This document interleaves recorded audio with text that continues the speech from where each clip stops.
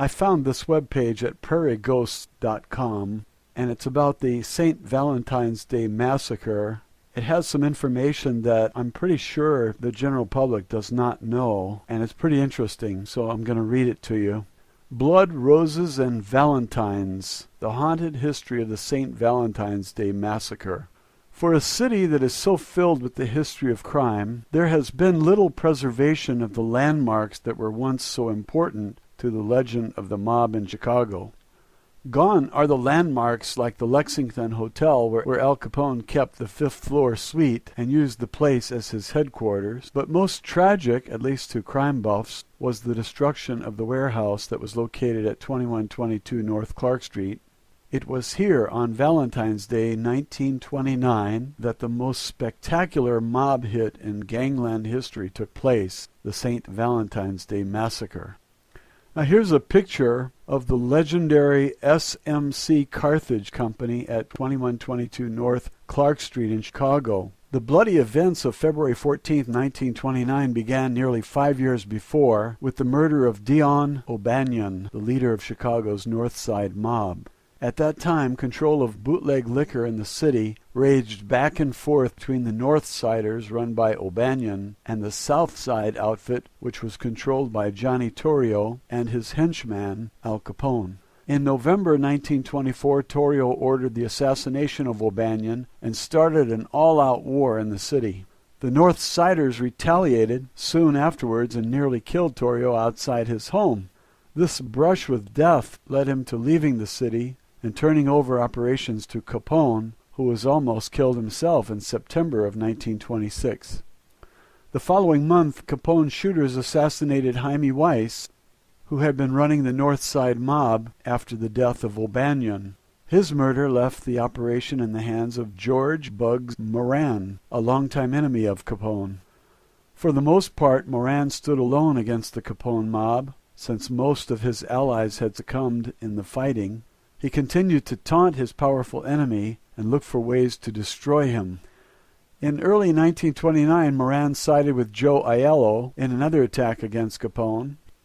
He and Aiello reportedly gunned down Pasquiliano Lolordo, one of Capone's men, and Capone vowed that he would have him wiped out on February 14th. He was living on his estate outside Miami at the time and put in a call to Chicago. Capone had a very special Valentine that he wanted delivered to Moran. Through a contact in Detroit, Capone arranged for someone to call Moran and tell him that a special shipment of hijacked whiskey was going to be delivered to one of Moran's garages on the North Side. Adam Hayer, a friend of Moran, owned the garage, and it was used as a distribution point for North Side liquor. A sign on the front of the building at 2122 North Clark Street read, SMC Carthage Company, shipping, packing, long-distance hauling. Moran received the call at the garage on the morning of February 13th, and he arranged to be there to meet the truck the next day. On the morning of February 14th, a group of Moran's men arrived at Clark Street garage. One of the men was Johnny May, an ex-safecracker who had been hired by Moran as an auto mechanic. He was working on a truck that morning with his dog, a German Shepherd named Highball, tied to the bumper. In addition, 6 other men waited for the truck of hijacked whiskey to arrive. The men were Frank and Pete Gusenberg, who were supposed to meet Moran and pick up 2 empty trucks to drive to Detroit and pick up smuggled Canadian whiskey. James Clark, Moran's brother-in-law, Adam Hayer, Al Weinshank, and Reinhard Schwimmer, a young optometrist who had befriended Moran and hung around the liquor warehouse just for the thrill of rubbing shoulders with gangsters. George Moran was already late for the morning meeting. He was due to arrive at 10:30, but didn't even leave for the rendezvous in the company of Willie Marks and Ted Newberry until several minutes after that. As the 7 men waited inside of the warehouse, they had no idea that a police car had pulled up outside, or that Moran had spotted the car as he was driving south on Clark Street, and rather than deal with what he believed was a shakedown, stopped at the next corner for a cup of coffee. 5 men got out of the police car, 2 of them in uniforms, and 3 in civilian clothing. They entered the building, and a few moments later, the clatter of machine gun fire broke the stillness of the snowy morning. Soon after, 5 figures emerged, and they drove away. May's dog inside the warehouse began barking and howling. The landlady in the next building, Mrs. Jeanette Landesman, was bothered by the sound of the dog, and she sent one of her boarders, C.L. McAllister, to the garage to see what was going on. He came out 2 minutes later, his face a pale white color. He ran frantically up the stairs to beg Mrs. Landesman to call the police. He cried that the garage was full of dead men. The police were quickly summoned, and on entering the garage were stunned by the carnage. Moran's men had been lined up against the rear wall of the garage and had been sprayed with machine guns. Pete Gusenberg had died kneeling, slumped over a chair. James Clark had fallen on his face, with half of his head blown away, and Hare, Schwimmer, Weinshank, and May were thrown lifeless onto their backs. Only one of the men survived the slaughter, and he lived only a few hours, Frank Gusenberg. Frank Gusenberg had crawled from the blood-sprayed wall where he had fallen and dragged himself into the middle of the dirty floor. He was rushed to the Alexian Brothers Hospital, barely hanging on. Police Sergeant Clarence Sweeney, who had grown up on the same street as Gusenberg, leaned down close to Frank and asked who had shot him. "No one shot me. No one. Nobody shot me," he groaned, and he died later that night. The death toll of the massacre stood at 7, but the killers had missed Moran. When the police contacted him later and told him what had happened at the garage, he raved like a madman. To the newspapers, Moran targeted Capone as ordering the hit. The authorities claimed to be baffled, though, since Capone was in Florida at the time of the massacre. When he was asked to comment on the news, Capone stated, "The only man who kills like that is Bugs Moran." At the same time, Moran was proclaiming that only Capone kills guys like that, and Moran was undoubtedly right. The murders broke the power of the North Side Gang, and while there have been many claims as to who the actual shooters were that day, most likely they included John Scalise, Albert Anselmi, and Machine Gun Jack McGurn, all of whom were some of Capone's most trusted men. All three men, along with Joseph Juenta, were arrested, but McGurn had an alibi, and Scalise and Gunta were killed before they could be tried. The St. Valentine's Day Massacre marked the end of any significant gang opposition to Capone, but it was also the act that finally began the decline of Capone's criminal empire. He had just gone too far, and the authorities, and even Capone's adoring public, were ready to put an end to the bootleg wars. Perhaps the strangest bit of history in regards to the massacre involved the fact that Capone had not seen the last of one of the men killed on that fateful day. In May 1929, Capone slipped out of town to avoid the heat that was still coming down from the massacre, and to avoid being suspected in the deaths of several of the men believed responsible for the killing of the Moran gang. While in Philadelphia, he and his bodyguard, Frankie Rio, were picked up on charges of carrying concealed weapons and were sentenced to a year in prison. They eventually ended up in the Eastern State Penitentiary. Capone continued to conduct business from prison. He was given a private cell and allowed to make long-distance telephone calls from the warden's office and to meet with his lawyers and with Frank Nitti, Jake Gusick, and his brother Ralph, all of whom made frequent trips to Philadelphia. He was released 2 months early on good behavior, and when he returned to Chicago, he found himself branded public enemy number 1. It was while he was incarcerated in Pennsylvania that Capone first began to be haunted by the ghost of James Clark, one of the massacre victims and the brother-in-law of George Moran.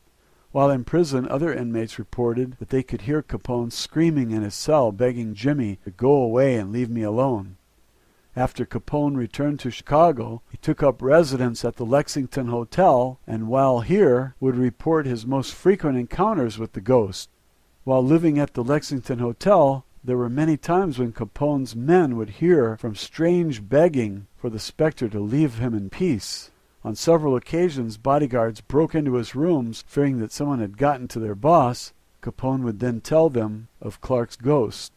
Whether the ghost was real or not, Capone certainly believed that he was. The crime boss even went so far as to contact a psychic named Alice Britt to get rid of Clark's angry spirit. Not long after a seance was conducted to try and rid Capone of the vengeful spirit. Jaime Cornish, Capone's personal valet, also believed that he saw the ghost. He entered the lounge of Capone's apartment and spotted a tall man standing near the window. He demanded to know the man's identity, but the shadowy figure slipped behind a curtain and out of sight. Cornish immediately summoned two of his employer's bodyguards, but a search of the room revealed that there was no one there but Al Capone, who continued to insist that the figure had been Jimmy Clark. Years later, Capone would insist that Jimmy Clark followed him to the grave. Here's a photo of Canadian George Pate with bricks from the wall of the garage where the massacre took place.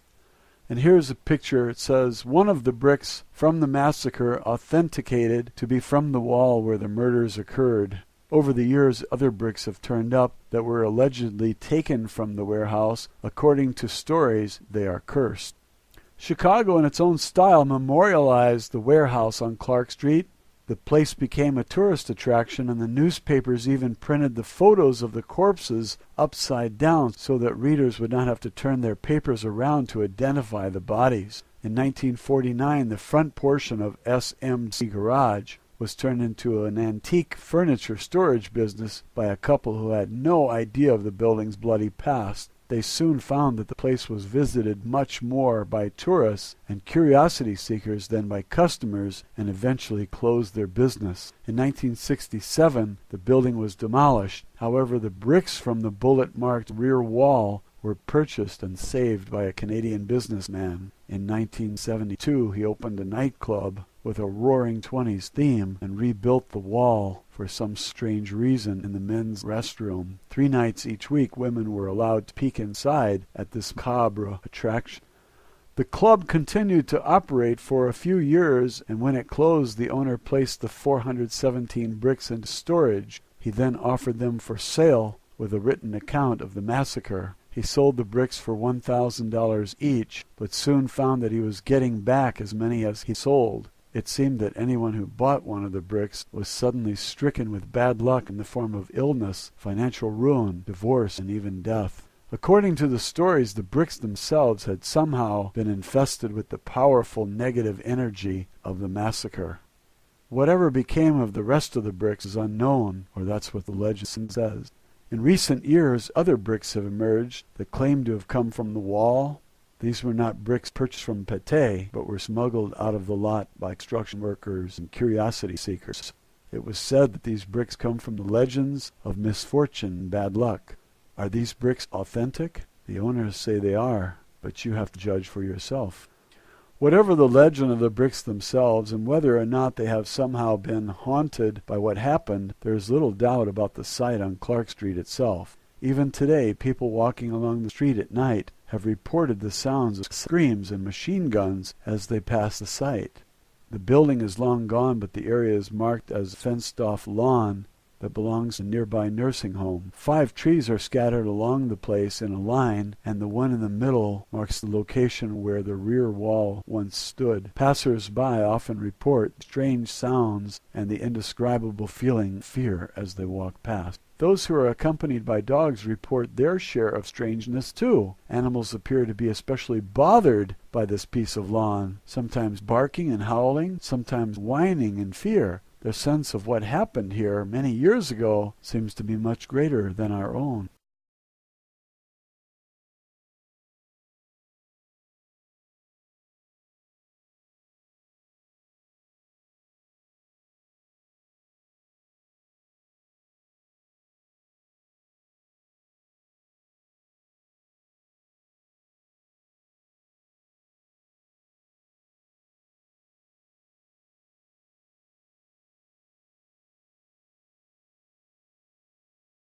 Important to the legend of the mob in Chicago.